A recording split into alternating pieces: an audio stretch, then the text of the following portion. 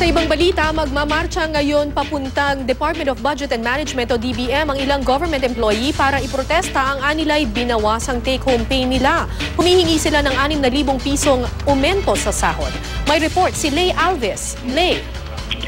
Karang ngayong National Day of Protest ng mga kawani ng gobyerno, kinondena nila ang anilay kawalan ng kalinga ng gobyerno para sa kanila.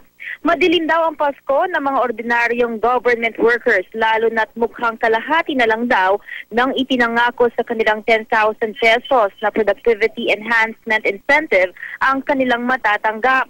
10,000 daw ang sinasabi ng Malacanang at DBM dati, pero nagulat daw sila dahil sa IRR ay 5,000 na lang umano ang nakasaad. Binawasan din daw ang kanilang mga allowance. Halimbawa raw sa mga empleyado ng National Housing Authority, inalis ang rice, meal at children's allowance. Halos kalahati raw ng kabuang bilang ng 1.4 million na empleyado ng gobyerno ay nakatatanggap lamang ng netong 5,000 take-home pay. Malayo sa halos 30,000 pesos na kailangan ng isang pamilyang may 6 na miyembro. Kaya naman marami raw sa kanila ang nababaon sa utang.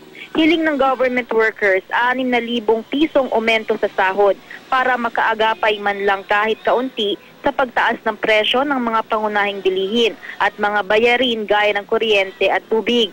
Mula sa electrical road sa may NHA sa Quezon City ay patungo na ngayon sa DBM sa Malacanang, kung saan pupunta rin ang iba pang mga kawani ng pamahalaan. Kara?